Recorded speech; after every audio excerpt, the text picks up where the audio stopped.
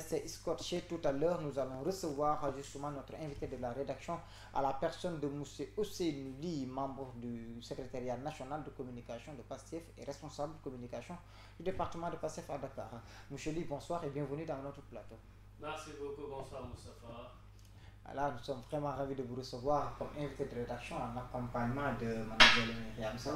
Voilà, M. Ly, d'abord, très rapidement, on va évoquer quelques questions qui animent l'actualité.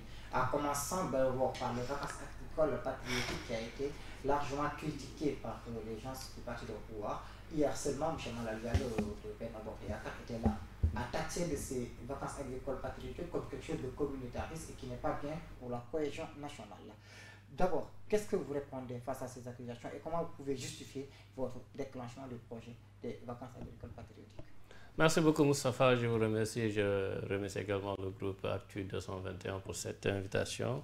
Pour aller dans le vif du sujet, je pense que, vouloir répondre aux attaques des VAP, je pense que nous en avons suffisamment eu.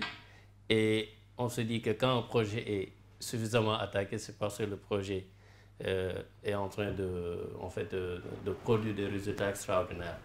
Mais par rapport à la réponse à cette attaque d'hier, je pense que moi, je ne saurais donner une importance à ceux qui souffrent de l'anonymat.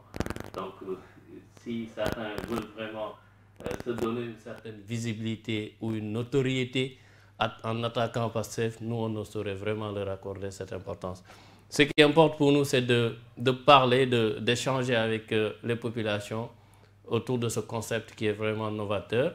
Parce que pour une première fois, on a vu dans ce pays un parti de l'opposition. Vous étiez samedi autour du PASTEF de hier. Vous avez vu vous-même ce qui a été fait, ce qui a été réalisé à travers ce concept vacances agricoles patriotiques qui a été lancé au mois de juin. Nous étions déjà dans l'hivernage, mais qu'en si peu de temps, les patriotes mobilisés, engagés, ont pu trouver des terres, ont pu trouver des semences, ont pu trouver de l'engrais pour pouvoir semer et aujourd'hui récolter. Cette récolte que nous jugeons vraiment satisfaisante, aujourd'hui a quelque part été l'élément déclencheur d'une certaine, d'une certaine jalousie politique ou bien d'une certaine fumisterie politique. On comprend, c'est difficile parce que quand nous lancions les VAP, certains se disaient que oui, ça c'est un rêve, ça pouvait être réalisé.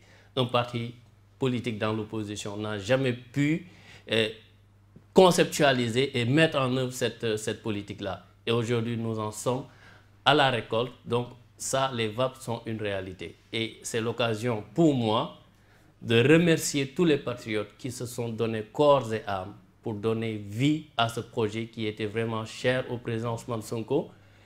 Et autour de cette mobilisation, il n'y a qu'un message qui sort. Ce qui dit qu'aujourd'hui, quand nous avons la volonté et également la politique qu'il faut, nous sommes capables de produire ce que nous consommons et de consommer ce que nous produisons.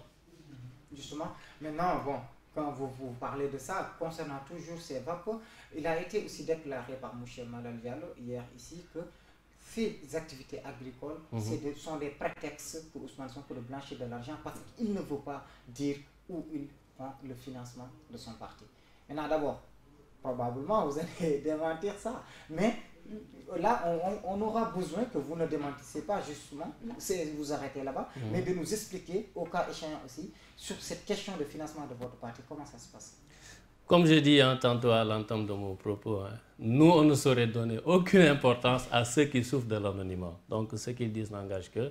Mais ce qui importe, c'est de pouvoir dire ce que nous sommes capables de faire, même étant dans l'opposition. Revenons à la question du financement du parti PASTEF. Je pense que ça aussi, ça a été un concept novateur. Et hier même, on a vu le parti au pouvoir essayer de s'inspirer de ce qui a été fait en termes de levée de fonds. Nous, le financement du parti que nous avons lancé il y a de cela 2 ans, c'était en 2018, ça a été un financement transparent.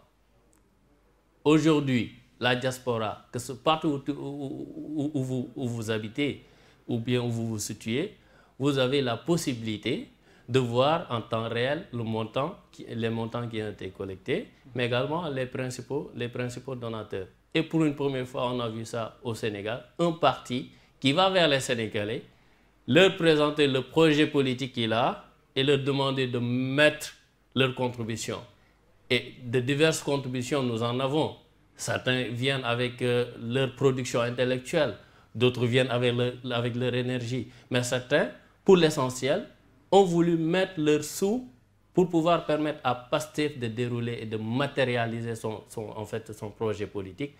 Et je pense que c'est l'occasion aussi de remercier toutes ces personnes qui, de près ou de loin, ont contribué au succès du premier Bokuna qui a été lancé. Je pense que si vous vous souvenez bien, c'était un concept novateur qui a été salué par tout le monde.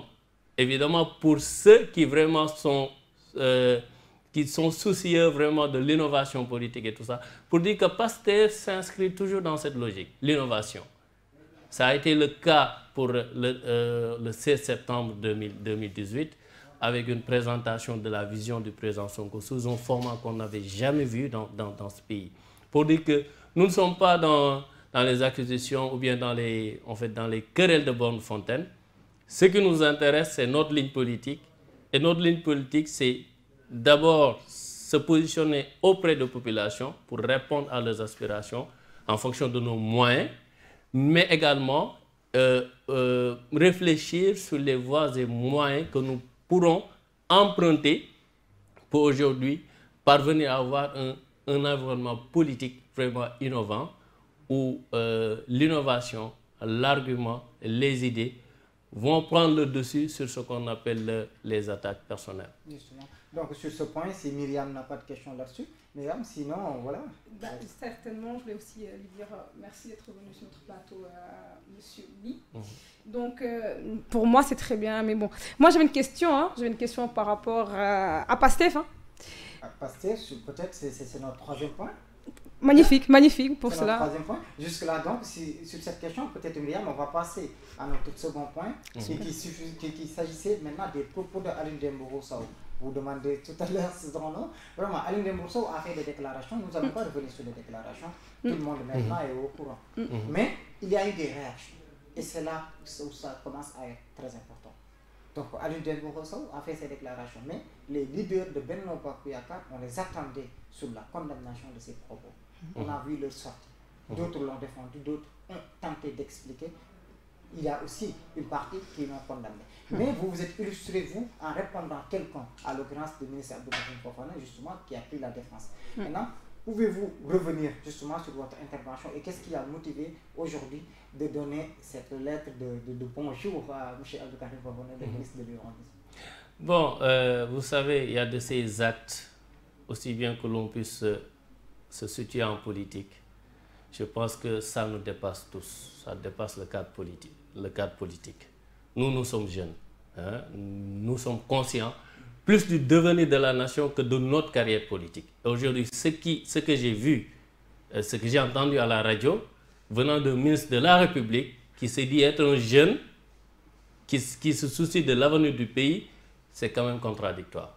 Parce que le Sénégal nous appartient tous. Nous, on a vécu dans ce pays, on a vu les offres politiques qu'il y avait. Mais au moins nos prédécesseurs ou bien nos grands-parents ont fait de sorte que nous puissions grandir dans un pays où la diversité est vraiment une religion acceptée par tous. Pour rien au monde, j'ai dit, pour rien au monde, que ce soit pour des orientations politiques ou autres, nous devons accepter cela. Pour quelqu'un qui se dit responsable, ministre, je pense que le premier acte, il ne s'agit pas de se désolidariser ou pas, mais il s'agit de condamner pour la postérité. Parce que ce que j'ai entendu à la radio aujourd'hui, c'est qu'il a dit, il n'a pas condamné les propos. Ce qui veut dire qu'aujourd'hui, lui-même, il est capable de tenir ses propos. C'est simple. Quand quelqu'un prononce, excusez-moi du terme, ces bêtises, parce que ce sont des bêtises. Quand quelqu'un prononce ces bêtises et que vous essayez, au nom d'une diversité culturelle, essayez de justifier ces propos, mais vous êtes irresponsable. Et quand même, je suis désolé de le dire, mais le ministre Abdou Karim Fofana, aujourd'hui, s'est illustré dans un champ que certains ne lui connaissaient pas, qui est le champ de l'irresponsabilité. Bon, je pense que donc vous allez pas vous limiter à lui, parce que tout à l'heure seulement, lors de la conférence de presse de Benno Bokk Yakaar, Mahawa Sémou Diouf aussi, porte-parole de la coalition Benno Bokk Yakaar, a tenu à expliquer ses propos. Il a affirmé que Dembo Ciré Sow ne voulait pas dire ce qu'on a dit, on a modifié, mais plus, il a renvoyé la faute vers Ousmane Sonko, en ces termes que si on doit se focaliser sur quelqu'un qui a raconté des bêtises, qui appelle à la violence, c'est bien Ousmane Sonko qui avait demandé que l'on fusille les chefs de l'État, c'est bien Barthélémy Diaz qui avait attaqué le cortège de Benno Bokk Yakaar, c'est bien d'autres partis, certainement c'était à l'occurrence Pur, qui avait tué des personnes à Tambacounda. Donc aujourd'hui, on voit le porte-parole de Benno Bokk Yakaar déplacer le débat de violence justement vers vous, parce qu'il a dit que l'État a le pouvoir, mais n'applique pas la violence chez vous. Mais aujourd'hui, c'est l'inverse qui se produit, ça veut dire que vous, l'opposition, vous êtes violent.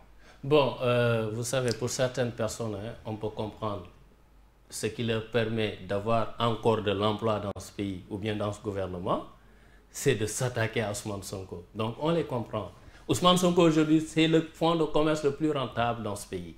On les comprend, ils peuvent dire ce qu'ils veulent en l'endroit du président Ousmane Sonko, mais tout en sachant que certains aussi préparent leur retraite parce qu'après Macky Sall, certainement, il n'y aura plus de Ousmane Sonko dans l'opposition parce qu'en 2024, nous verrons bien Ousmane Sonko au pouvoir, Inch'Allah.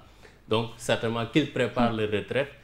Et c'est malheureux de voir, si moi je peux comprendre pour certaines personnes, mais si c'est des jeunes, des personnes qui se disent jeunes, je crois qu'ils ne doivent pas se mêler dans cette, ne doivent pas cautionner cette façon de faire. Parce que ces propos-là, quels que soient les moyens dont on va se servir pour essayer de les justifier, c'est injustifiable. Vous-même, vous avez fait une affiche par rapport à ça, votre organe.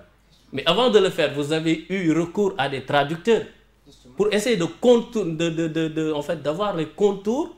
Et on a fait un recoupement, je ne vous coupe pas, on a fait un recoupement, c'est-à-dire que lui appeler au téléphone et qu'il a réitéré les propos et les a assumés. Voilà. Ce qui nous a permis de le publier. Ça aussi, c'est bien de le préciser parce qu'il y a pas mal de procédures dont nous sommes impliqués actuellement à cause de cette information que nous avons fait certain. Et en fait, je vais en venir. Si aujourd'hui, vous avez eu recours à des traducteurs pour essayer de comprendre réellement ce qu'il a dit, mais aujourd'hui, pourquoi vouloir diantre essayer de vouloir, par je ne sais pas par quelle alchimie, et ils nous ont habitués à ça, vouloir coûte que coûte nous faire entendre des choses qu'on n'a pas entendues. Excusez-moi, monsieur Ly, mais ce n'est pas nouveau. Quand Sonko a fait sa sortie aussi par rapport à la déclaration que vous venez de dire, il s'est justifié aussi qu'il ne voulait pas dire ceci, il a dit cela. Nous sommes bien dans les propos de Aliou Dembo Ciré Sow. Et ces propos-là, je vous dis, en fait, ça dépasse le cadre politique. Aujourd'hui, nous avons ce qu'on appelle, et ce que beaucoup de pays nous envient, comment dirais-je,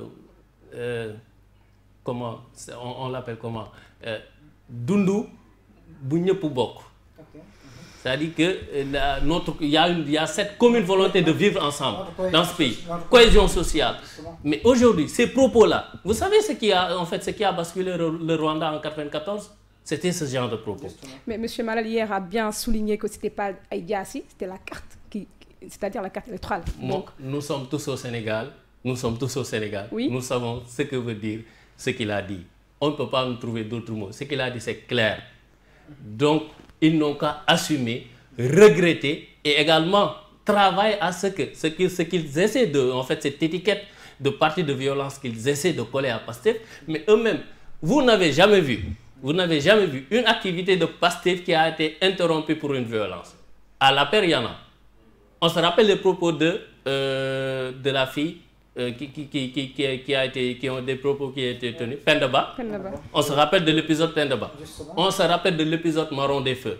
On se rappelle de l'épisode du meeting de la Cogère ici au stade Iba Mar Diop où les chaises et les bâches, les sachets d'eau volaient de toutes parts. Donc ça, c'est l'APR. L'APR, c'est le parti au Sénégal qui nous a habitués à la violence, verbale ou pas. Mais aussi, sur la violence verbale, il faut oser dire qu'il faut que vous vous justifiez. Oui. Si Mahawa Sémou Diouf aujourd'hui déplace le débat avec Ousmane Sonko, c'est parce qu'effectivement Ousmane Sonko a tenu ses propos très, très sévères aussi à l'endroit des anciens présidents. C'est-à-dire qu'il fallait fusiller ces anciens présidents et ce ne serait pas un péché. Vous savez. Ça aussi c'est un discours assez violent. Toute toute personne, je dis bien, tout acteur politique doit avoir le courage d'assumer. Est-ce que Ousmane Sonko avait assumé ses propos? Ça, c'est derrière nous.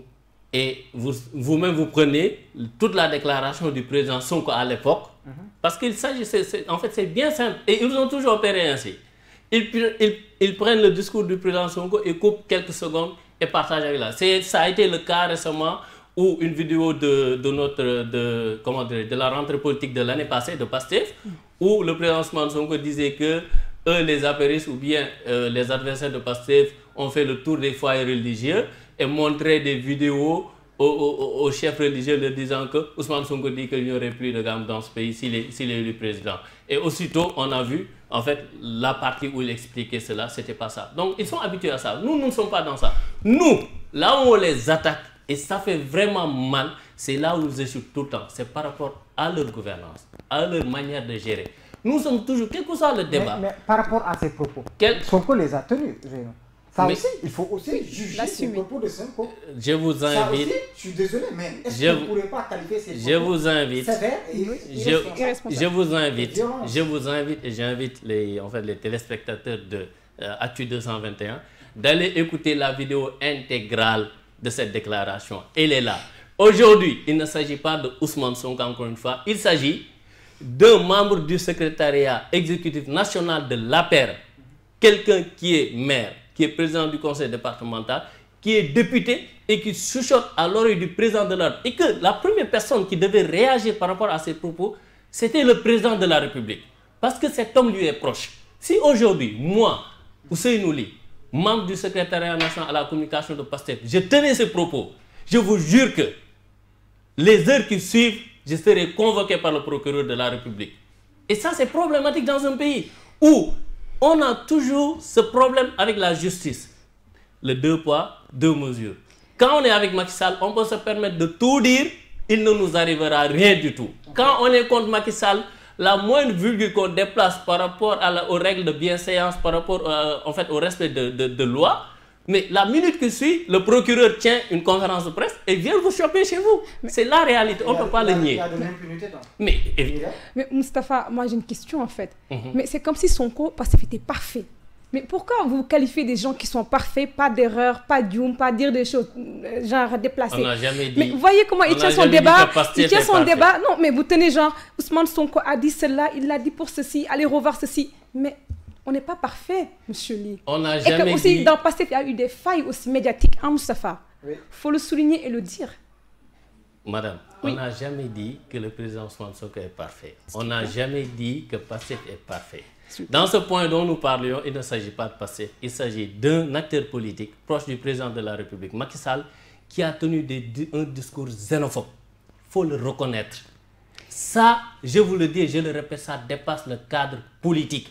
Parce que, à côté de nos responsabilités politiques que nous avons, il y a aussi l'exigence de conserver cette cohésion sociale. Je suis d'accord. Et quelle que soit notre appartenance politique, quel que soit notre degré de partisanerie, nous ne devons tenir ces propos.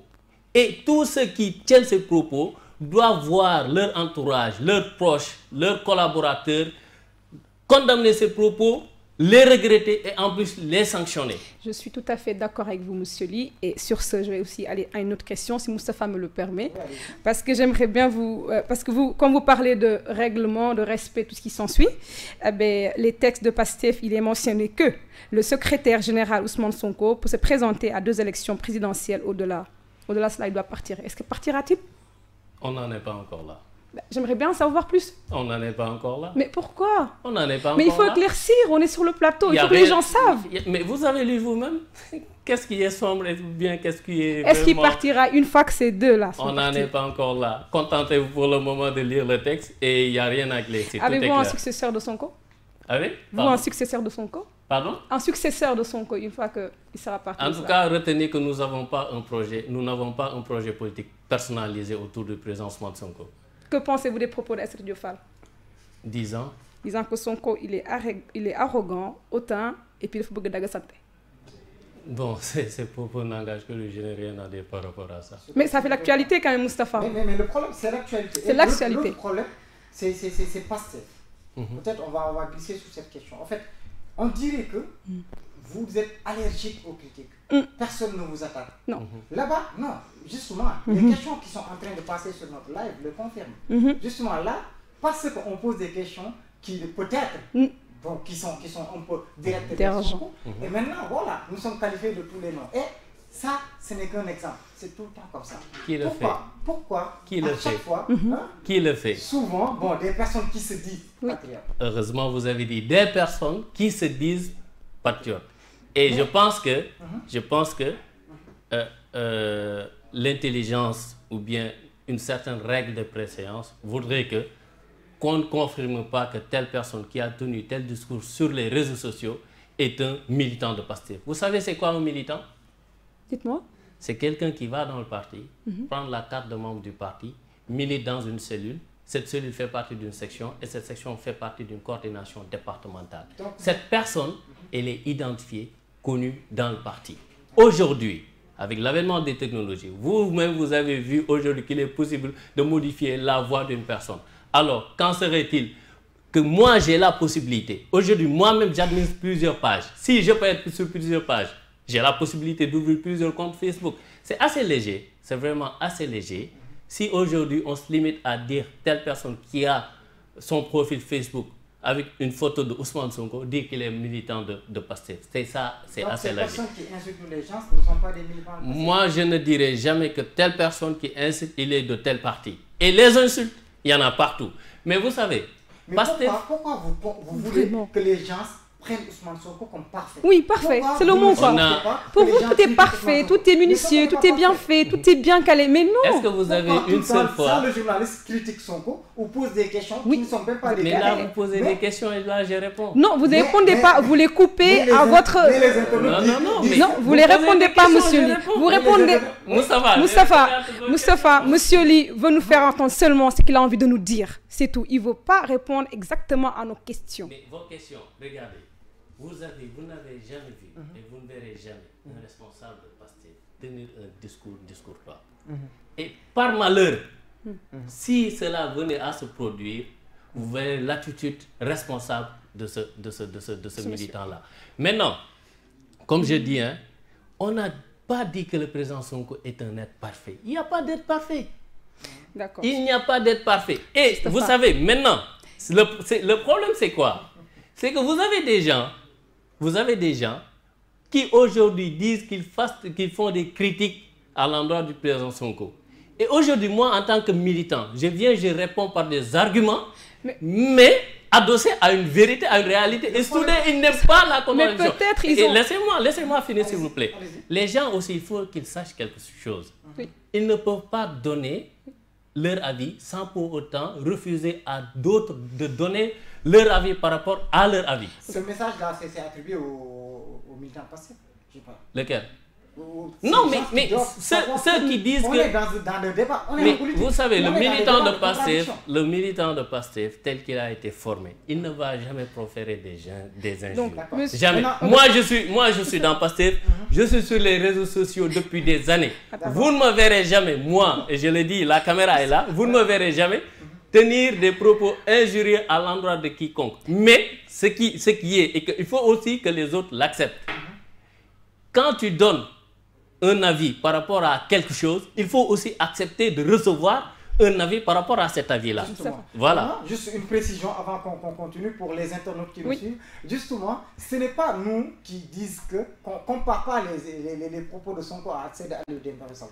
Si vous vous rappelez bien, c'est Actu 221 qui a fait éclater ces scandales. C'est Actu 221 qui a traduit cette vidéo qui était en langue pole, en langue français et wolof, et l'a mis sur la toile. Donc, c'est Mbap Mahawa Semoudjouf lors de la conférence de presse de Benno Bokk Yakaar qui a assimilé les propos violents de Aliou Dembourou Sow aux propos de Ousmane Sonko. Donc, ne faites pas d'amalgame. Si vous suivez, peut-être vous avez pris le débat en cours de route, chers téléspectateurs, chers internautes aussi.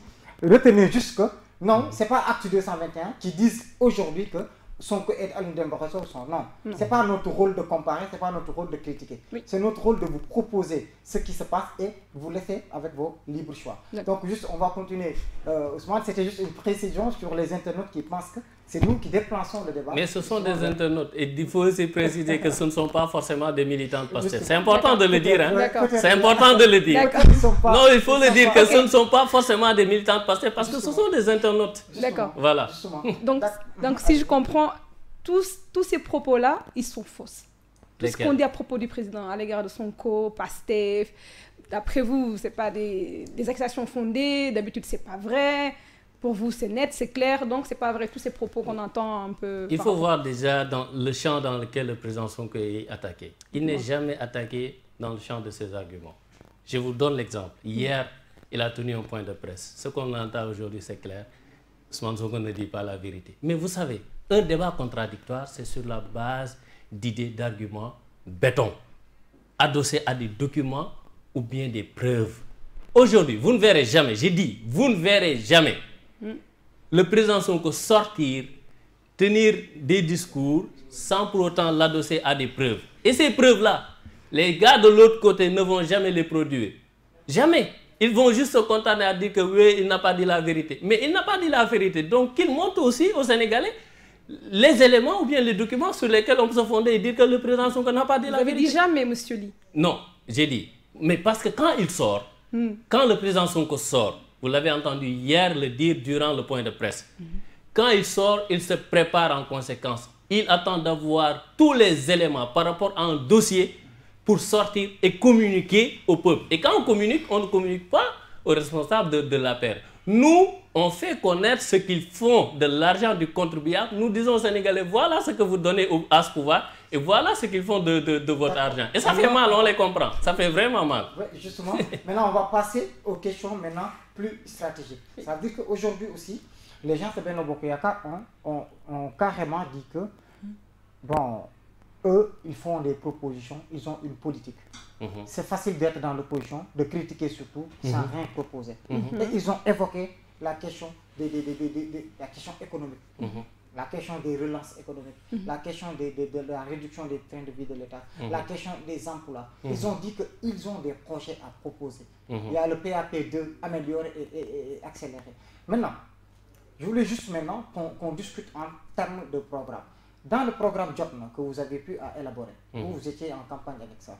Et je pense que vous continuez d'exécuter parce que vraiment j'ai eu, parce que récemment, je pense que c'était vous qui m'avez même confié que de temps en temps l'État pique même des idées sur le programme Jotna. Donc dans ce cas, dans le programme Jotna, dans ce cas de relance économique, qu'est-ce que vous aviez prévu, vous, en tant que PASTEF? Bon, déjà préciser que ceux qui disent que le président Sonko est juste dans l'aspect facile de la politique, il s'agit de faire des critiques. Ah non, nous, on a présenté aux Sénégalais, l'homme en question a présenté aux Sénégalais sa vision du Sénégal. Comment ce pays doit être géré, aussi bien dans ses ressources, dans son économie, la santé et tout ça. Dans tous ces aspects, il a présenté aux Sénégalais et c'était le 16 septembre 2018.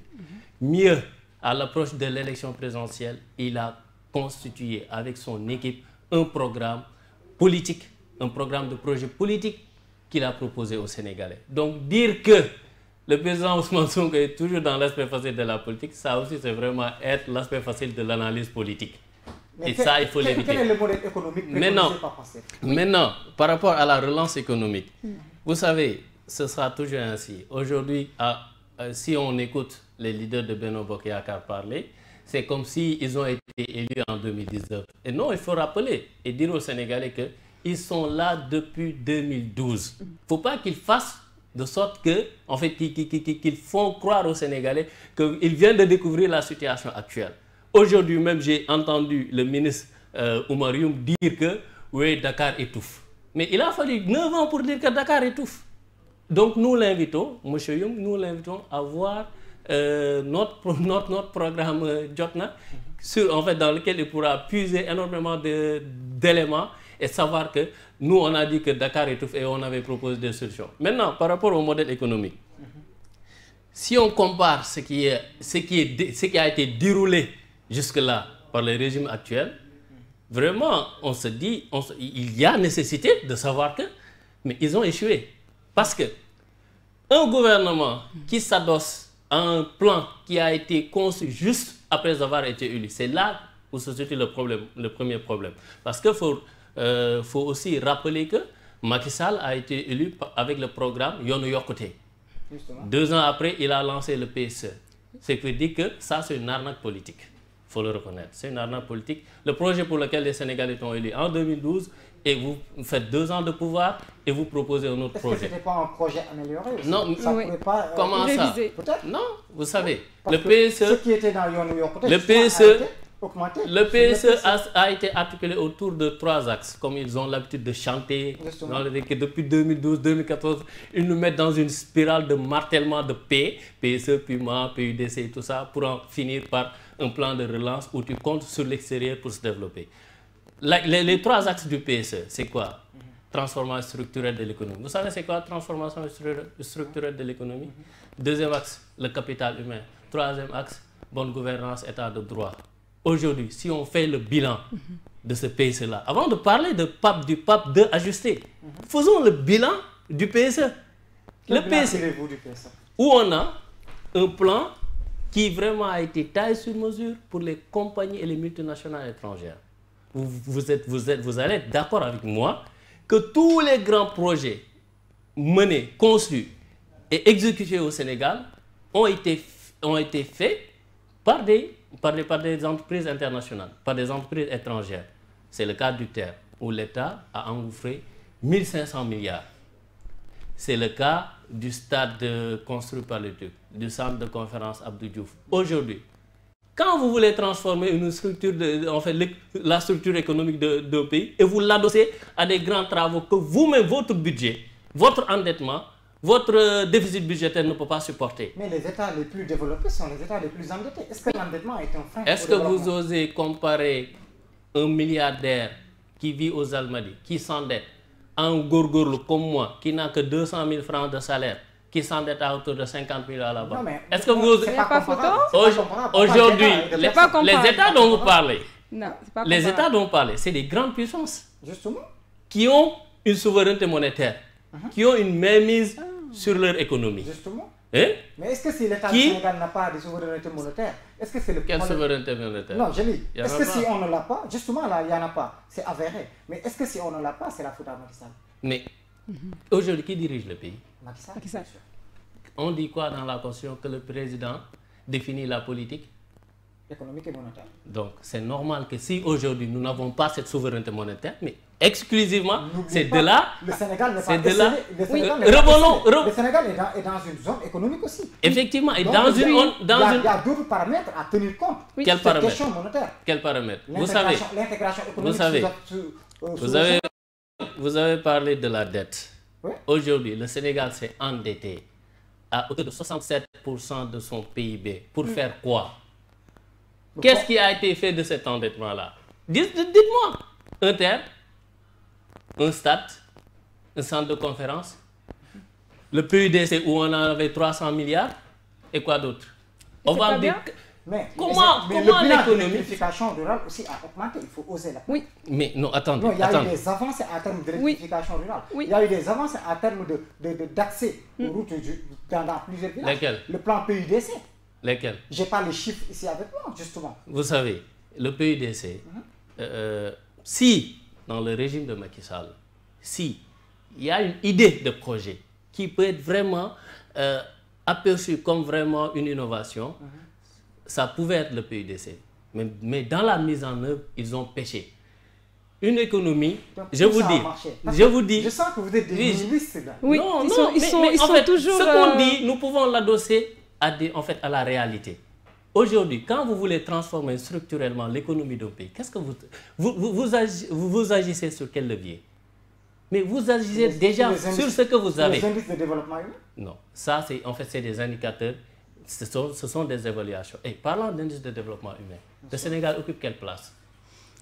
164e place. Justement. N'oubliez pas que le Sénégal est un PPTE aussi. Oui. Donc, avant Macky Sall, sous Macky Sall, le Sénégal est un pays pauvre. Donc, alors, vous-même, vous admettez que, après tout ce qu'on nous a chanté autour de PSE, le Sénégal reste encore un pays où l'indice de développement est très faible. Hein? Oui, parce que nous occupons... Parce qu'il ne faut pas oublier que la finalité d'un développement, c'est en fait les humains. Si aujourd'hui... Le changement structurel, social, environnementale. Mais c'est ça, en fait, la finalité d'un développement, c'est que cela profite aux humains vivant dans ce cadre. Qu'est-ce qui a marché sur le mandat de Macky Sall? Il sera difficile de le dire. Hein. Donc, rien ne marche. Non, mais parce que vous savez.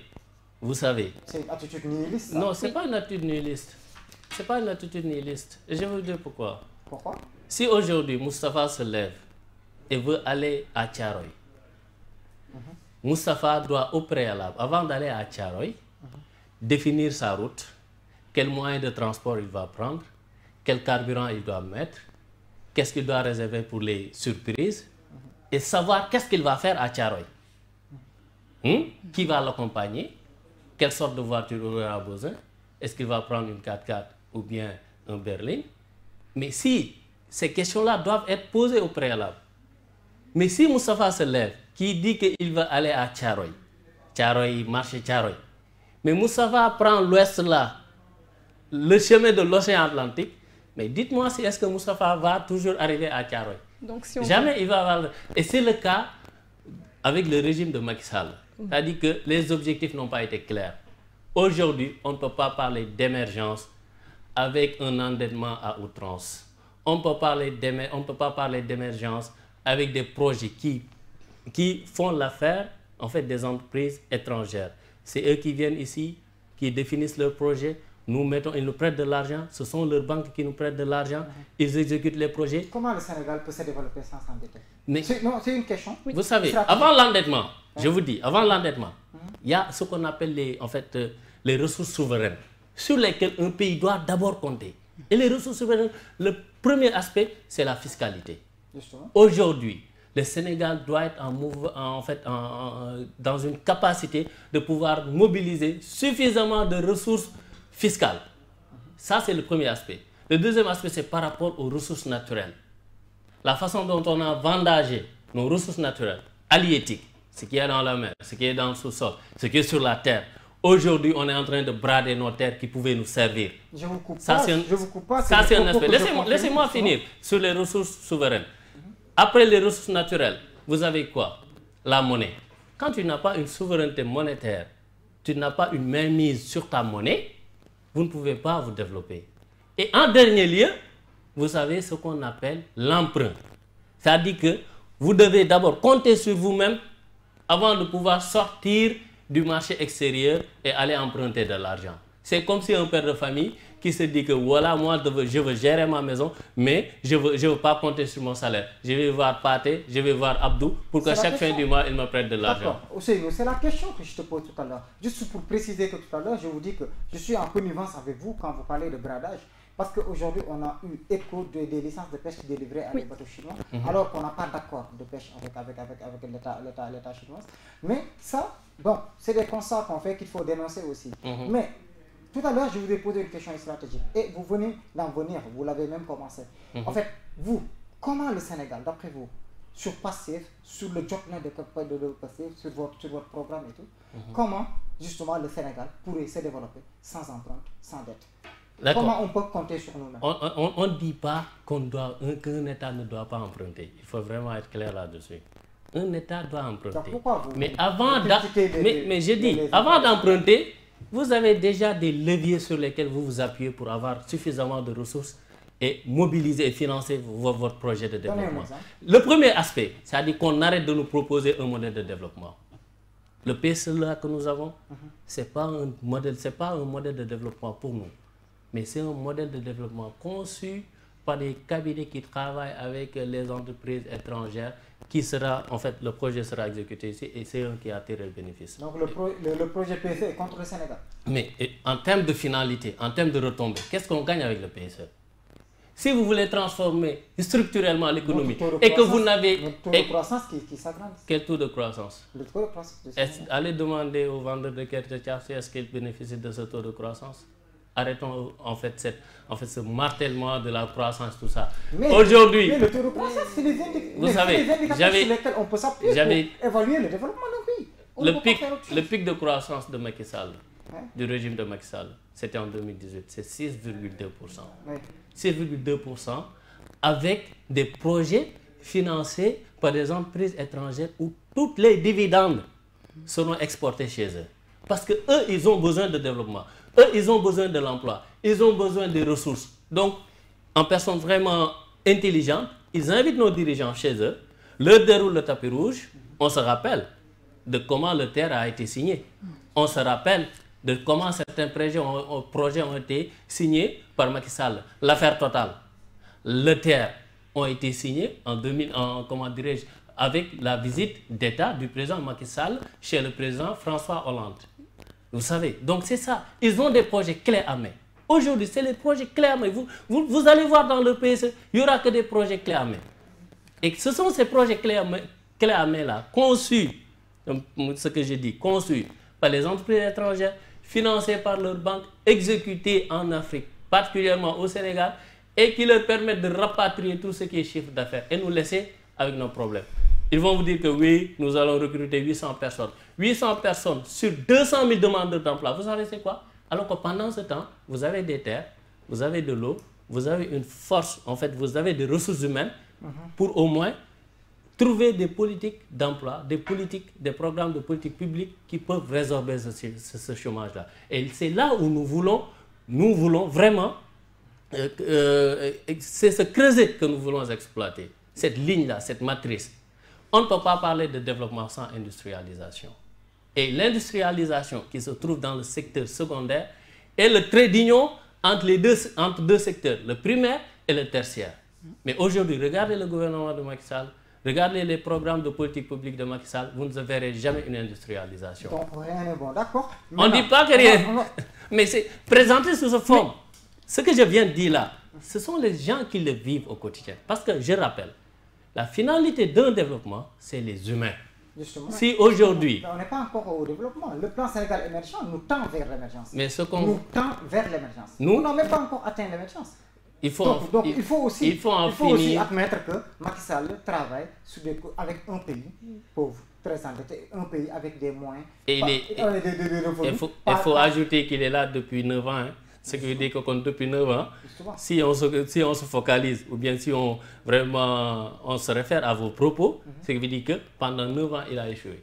C'est ce que vous dites. Ok, donc non, vous... c'est ce que je dis. C'est ce que vous dites parce que vous dites que Macky Sall travaille avec un pays très pauvre. Bah justement. Donc ça veut dire que ça, c'est un indicateur. La pauvreté est encore là. Justement. Et qu'est-ce qu'il a fait du PSE alors? Qu'est-ce que le PSE a fait dans cette qui peut nous tendre vers l'émergence. Donc c'est ça. Il faut arrêter je fais pas. Non, je ne loue pas le PSE, je ne suis pas le chargé de communication, mais je dis les choses telles qu'elles sont. Il faut aussi admettre que... Qu'est-ce que vous pouvez me donner de factuel qui montre que ce pays-là tend vers l'émergence? Montrez-moi. Je ne suis pas là pour le justifier. Ils sont là. Je serai ravi. Mais c'est vous qui dites que le pays tend vers l'émergence. Donc donnez-moi des... C'est le plan qu'ils ont dit qu'il faut, ça va nous faire tendre vers l'émergence. Mais jusque-là... Donc c'est leur problème. C'est leur problème. Mais jusque-là... Je serai ravi de les recevoir. Et jusque-là, j'ai dit, jusque-là, ce pays n'émerge pas, il immerge. Donc avec... n'émerge pas, donc allez, immerge. Donc avec vous, certainement, quand vous serez au pouvoir 9 ans, le pays sera comme Paris. Alors si je comprends, comme la France, comme toutes les grandes puissances mondiales. On n'a jamais dit ça. Nous, ce qu'on veut, oui, dites-moi. C'est ce pays avoir un développement, un modèle de développement qui colle aux aspirations de ce peuple. Pas un développement qui est un modèle de développement qui est réfléchi entre 4 murs et en fait qu'on propose aux États. Ce n'est pas ce développement-là que nous voulons. Et quand vous prenez le programme Jotna, vous ne verrez jamais ce type de développement. Nous, ce qu'on veut, c'est-à-dire un développement sénégalais pour les Sénégalais. Super. Alors, j'ai ici une question, Moustapha, une petite dernière avant qu'on quitte le plateau. Est-ce que PASTEF peut gagner 100 localités et obtenir plus de 5 sièges aux législatives?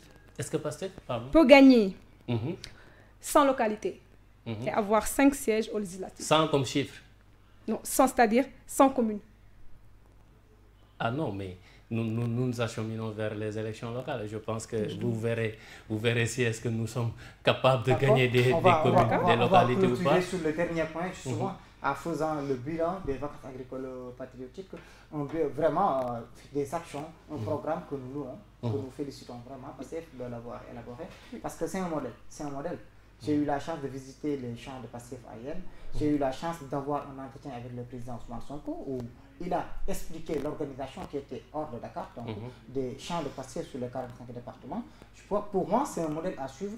Et on lance ici un appel aussi, justement, pour permettre à l'État de rendre à M. le président Sonko ses droits qu'il dit qu'il va justement réclamer, d'être accompagné par les services techniques agricoles de l'État. Oui, c'est un droit. Le président l'a dit, il est bien de le rappeler et j'ai aimé qu'un leader de l'opposition rappelle qu'au-delà de la politique, les gens sont des citoyens et ont des droits et devraient bénéficier de l'État. Parce que l'État, c'est nous, l'État, c'est eux. Eux, ils sont les représentants de l'État, donc ils ne sont pas les Sénégal, justement. Donc là, bon, c'était une parenthèse, justement, parce que, voilà, on a constaté ça. Mais quel bilan pouvez-vous tirer, justement, des vacances agricoles patriotiques? Le bilan à mi-terme, parce que j'ai vu que vous venez de commencer la cueillette, mais aussi quelles sont les perspectives? Bon, comme je l'ai dit à l'entame de mon propos, vous savez, les VAP sont vraiment un succès éclatant. Et ça en fait, c'est possible que dans la mesure où les militants se sont engagés, se sont mobilisés pour donner vie à ce projet qui est cher au président Sonko. Quand on parle de développement d'un pays où on a 56% de la population vivant dans le monde rural, on ne peut pas occulter cet aspect-là. Et nous croyons que la première étape pour un développement endogène, je ne dis pas un développement exogène, mais un développement endogène, la première étape, c'est l'agriculture, la production, et après la production, voir la transformation, l'industrialisation, et ensuite aboutir vers un secteur tertiaire pour rendre disponible ce qui a été produit et ou transformé. Nous avons cette vision-là pour le développement. Et en fait, cette vision-là, les VAP constituent, c'est cette vision-là en miniature, où vraiment ils vont mettre le focus sur les VAP. Et vous avez vous-même constaté que ces VAP-là constituent une réussite. Mais nous, comme j'ai l'habitude de le dire, ce que nous faisons, nous sommes en train de témoigner, bien de montrer notre volonté au peuple sénégalais, qu'une fois élus, voilà ce que nous comptons faire pour le Sénégal, étant déjà dans l'opposition. Sans moyens, parce qu'il faut aussi préciser que ces VAP ont été réalisés sans aucun apport du parti. Et nous n'en sommes qu'à l'an zéro de ce projet. C'était une phase test où au début on disait que nous allons juste prendre 3 villages, 3 terres et expérimenter. Mais là, on s'est retrouvé sur les 45 départements avec un champ, un tôle Pastef. C'est une satisfaction. Et je vous dis que le gouvernement se prépare encore. Nous, on veut, en fait, dès le début, le président Sonko a tenu à préciser que nous ne sommes pas en concurrence avec l'État. C'est l'État qui a les moyens de définir une politique agricole pour ce pays. Mais nous, aujourd'hui, ce que nous avons la possibilité de partager notre volonté avec les Sénégalais. Mais il se trouve que cette volonté, aujourd'hui, s'est transformée en un cauchemar pour le régime. Parce que dès lors que le président Ousmane Sonko a commencé cette tournée dans les tôles passées, on a vu tout ce tintement, en fait, toute cette cacophonie-là autour de sa personne. Mais qu'il se prépare encore.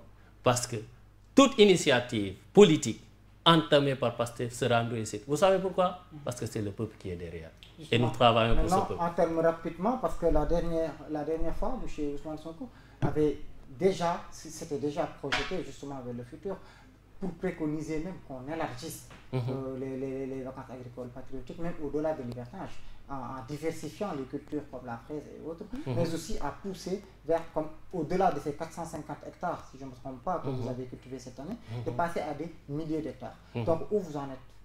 Mais évidemment, il y a une logique à suivre. Là, on vient de terminer 3 mois de vacances agricoles patriotiques. Forcément, il y aura une évaluation. Mais l'objectif, ce n'est pas juste de s'arrêter à une agriculture qui est adossée à un hivernage. Et je l'avais dit, je le dis tout le temps, aujourd'hui, la politique agricole du Sénégal doit évoluer. Nous ne devons pas maintenir ce modèle archaïque d'agriculture où le paysan n'attend que 3 mois de pluie pour pouvoir cultiver. Aujourd'hui, il y a de l'eau. L'eau est là. Que l'État fasse en sorte que l'eau soit disponible pour les paysans pour qu'ils puissent continuer à cultiver même en saison hors saison des pluies. Donc, les perspectives sont bonnes. Dans la mesure où, à côté de ces VAP, il y a également l'apiculture qui sera également expérimentée. Dont l'objectif ces vapes-là, l'apiculture et tout ça, c'est clair, c'est de participer à la souveraineté alimentaire en favorisant le consommé local, à identifier des niches d'emploi pour cette jeunesse. Vous avez vu récemment dans la presse une reprise des activités du Barça-Barsac. Qu'est-ce qu'on offre à cette jeunesse? Qu'est-ce que l'État propose à cette jeunesse? Il ne s'agit pas de leur dire qu'on a PUDC, on a pu... Aujourd'hui que Macky Sall a décroché ses 500 000 emplois.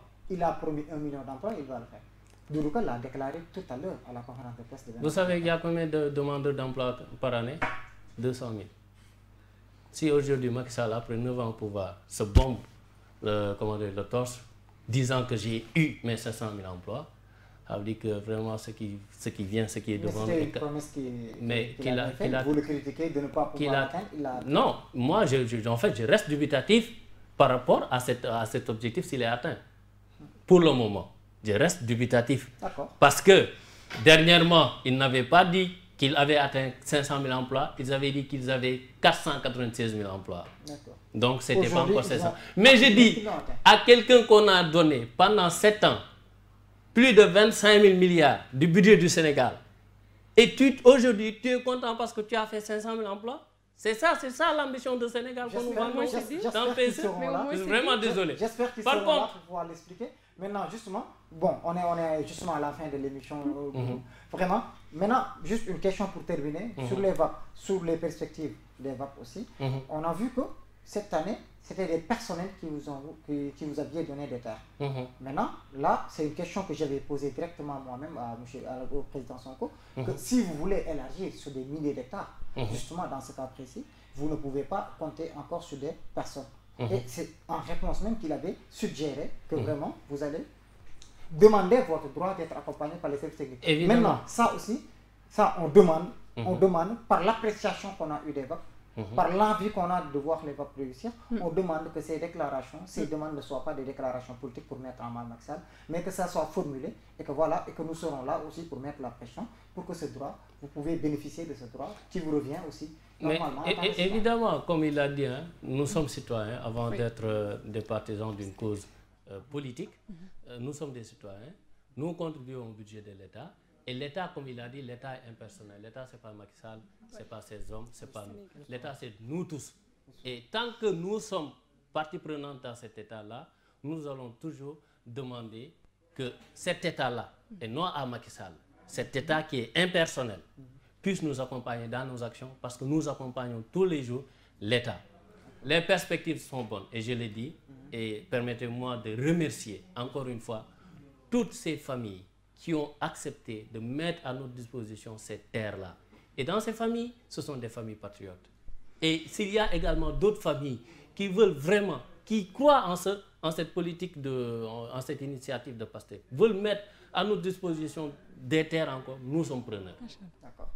D'accord. Maintenant, vraiment, vous êtes preneur, Myriam, si c'est tout, justement. Oui, moi, je suis très, très contente de ces propos parce que le Sénégal, nous avons suñu réew la, dañ ngeen suñu natango lu mu wax, donc bu leen amee ay tool leen di joxe, ngeen jox ko gars yi ñu béy comme ça réew mën a jëm kanam. Donc au final ñun ñëpp ñoo bëgg Sénégal suñu réew la. En tout cas, toutes mes félicitations pour les vacances agricoles patriotiques. Sur ce aussi, nous vous remercions de l'invitation aussi. Nous remercions les téléspectateurs, justement, et aussi les internautes qui participaient durant l'émission. Justement, pour rappeler que nous avions M. Ousseyli, membre du secrétariat national de la communication de Pastef, comme invité de la rédaction. On a pu parcourir des sujets assez importants. On a pu aussi... Le débat était un peu animé des fois, parce que c'est ça le Sénégal, c'est ça la démocratie. On ne peut pas tout le temps être ensemble, on ne peut pas tout le temps être... Parce que aussi c'est notre fort, le débat d'idées. Justement. Et c'était bien, on a apprécié le débat d'idées. Justement, on espère vous accueillir à nouveau sur notre plateau, ainsi que vos camarades de parti, et que voilà, on puisse débattre sur d'autres sujets qui aideront le Sénégal à aller de l'avant. Mesdames et messieurs, donc merci, c'était votre édition Infochrono, et qu'avec invité de rédaction, justement, M. Ousseynoul avec Myriam Sow, on vous donne rendez-vous à demain, Inch'Allah.